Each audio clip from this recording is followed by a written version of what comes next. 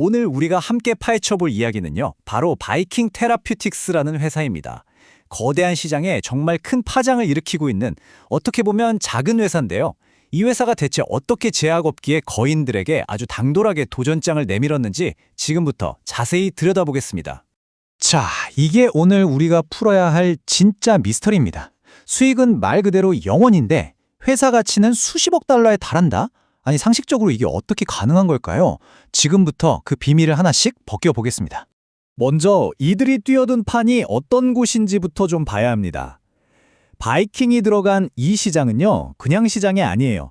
말 그대로 전쟁터입니다. 제약업계의 진짜 거물들이 회사의 명운을 걸고 싸우는 곳이죠. 아니, 왜 이렇게까지 치열하게 싸우냐고요? 바로 이 숫자 때문입니다. 2035년까지 이 시장이 무려 3,150억 달러 규모로 성장할 거라고 해요. 이게 감이 잘 안 오실 텐데 우리 돈으로 환산하면 400조 원이 훌쩍 넘는 정말 어마어마한 돈입니다. 엄청난 기회가 걸려 있는 거죠. 이 시장에는 이미 두 명의 골리앗이 떡 버티고 있습니다. 바로 일라이 릴리와 노보 노디스크. 아마 이름 들어보셨을 거예요. 젯바운드, 위고비 같은 아주 강력한 블록버스터 약물을 이미 가지고 있고요. 이걸로도 모자라서 다음 세대 약물 개발에도 엄청난 돈을 쏟아붓고 있습니다. 자, 그럼 이제 오늘의 주인공을 만나볼 시간이죠. 바로 이 무시무시한 거인들에게 도전장을 내민 작은 기업 바이킹 테라퓨틱스입니다. 바이킹 테라퓨틱스는요, 임상 단계에 있는 바이오 제약 회사입니다. 이게 무슨 뜻이냐면 아직 규제 당국의 판매 승인을 받은 제품이 하나도 없다는 뜻이에요. 바로 이 그래프가 이 회사의 모든 미스터리를 담고 있습니다. 보세요. 왼쪽 막대, 시가총액은 36억 달러가 넘어가는데 오른쪽 막대, 매출은 0달러. 시장이 도대체 뭘 보고 이 회사의 가치를 이렇게 높게 쳐주는 걸까요? 그건 바로 기대감. 딱 하나입니다. 성공만 하면 대박이다. 거대 제약사에 엄청난 가격에 팔리거나 아니면 아예 시장의 판도를 뒤집는 플레이어가 될 수 있다는 그 가능성에 투자자들이 베팅을 하고 있는 거죠. 방금 말씀드린 임상 단계 회사라는 게 바로 이겁니다. 아직 약이 개발 중이고 판매 허가를 못 받았으니까 당연히 제품 판매로 인한 수익이 없을 수밖에 없는 거죠. 바이킹의 매출이 0원인 이유가 바로 이거예요. 자, 그럼 이제부터 바이킹이 왜 이런 기대를 한몸에 받고 있는지 그 비밀 병기를 공개할 시간입니다. 그 이름은 바로 VK2735. 이 신약 후보 물질에 모든 게 걸려 있습니다. 이 VK2735는 GLP-1 GIP 작용제라는 종류의 약물이에요. 이름이 좀 어렵죠? 근데 원리는 아주 간단합니다. 우리 몸에 있는 특정 호르몬을 살짝 흉내내서 뇌한테 나 지금 배부르다 하고 신호를 보내는 거예요. 그럼 자연스럽게 식욕이 뚝 떨어지고 혈당도 조절되면서 살이 빠지는 거죠. 시작의 거인들이 가진 약들과 기본 원리는 같습니다. 자, 이 표를 보시면 하실 겁니다. 이게 모든 걸 말해주거든요. 거인들의 약 위고비나 젯바운드를 보세요. 12%가 넘는 체중을 빼는데 68주, 72주가 걸렸습니다. 1년이 훌쩍 넘는 시간이죠. 그런데 바이킹의 VK2735는 어떻습니까? 단 13주, 딱 석 달 만에 13.1%를 달성했어요. 바로 이 압도적인 속도가 시장을 흥분시키는 완전한 게임 체인저인 겁니다. 근데 여기서 끝이 아닙니다. 더 대단한 게 있어요.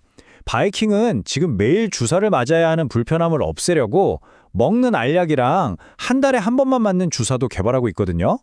특히 저 알약은 이미 13주 만에 꽤 괜찮은 효과를 보여줬어요. 효과는 기본이고 편의성까지 잡겠다는 거죠. 물론 이렇게 유망한 약 하나만 믿고 가기엔 현실의 벽이 너무 높습니다. 바이킹 업에는 여전히 거대한 산들이 가로막고 있죠. 이 험난한 싸움에서 이기려면 과연 어떤 과제들을 넘어야 할지 한번 짚어보겠습니다. 자, 이제부터는 좀 냉정한 현실을 봐야 합니다. 첫 번째, 가장 큰 문제, 바로 돈입니다. 보시다시피 이 회사는 아직 버는 돈이 한 푼도 없어요. 버는 건 없는데 쓰는 돈은 어마어마합니다. 신약 개발이라는 게 원래 돈 먹는 하마거든요. 지난 1년 동안에만 2억 3,700만 달러, 우리 돈으로 약 3천억 원이 넘는 손실을 기록했습니다. 다행히도 바이킹에게 아직 버틸 총알은 있습니다. 바로 9억 달러가 넘는 현금을 가지고 있다는 거죠. 이 돈으로 지금 어떻게든 시간을 벌고 있는 겁니다. 하지만 마냥 안심할 수는 없습니다. 이 말이 경고하는 것처럼요. 이론상으로는 3년은 버틸 돈이 있지만 지금처럼 돈 쓰는 속도가 계속되면 버틸 수 있는 시간은 1.4년, 그러니까 1년 반도 채 안 남게 될 수 있다는 겁니다. 정말 시간과의 싸움이 시작된 거죠. 약 자체에도 아직 해결해야 할 숙제가 남아 있습니다. 특히 기대를 모았던 먹는 알약의 경우 경쟁사 약보다는 효과가 좀 떨어진다는 평가가 있고요. 또 속이 메스꺼움 같은 부작용 때문에 약 먹는 걸 포기하는 사람들의 비율도 꽤 높게 나왔습니다. 이 문제를 반드시 해결해야 진짜 승부를 볼 수 있겠죠. 그럼 앞으로 바이킹의 운명은 어떻게 될까요? 승리와 패배, 그 갈림길에서 이들이 뭘 준비하고 있는지 다음 단계를 한번 들여다보겠습니다. 여기서 흥미로운 점은요. 바이킹이 그냥 누가 우리 회사 좀 비싸게 사가세요 하고 기다리고만 있는 게 아니라는 겁니다. 보세요. 1년에 10억 개가 넘는 알약을 만들 수 있는 공정 계약을 따내고 글로벌 신약 출시 전문가까지 데려왔습니다. 이건 우리가 직접 한번 해보겠다는 의지를 아주 명확하게 보여주는 거죠. 2026년이 아마 바이킹에게는 운명의 해가 될 겁니다. 이 타임라인을 보시면 굵직한 이벤트들이 줄줄이 예정돼 있죠. 회사의 현금 상황을 보여줄 실적 발표, 약의 운명을 가를 FDA와의 회의, 그리고 월 1회 주사제에 대한 새로운 연구 결과 발표까지 정말 하나하나가 다 중요합니다.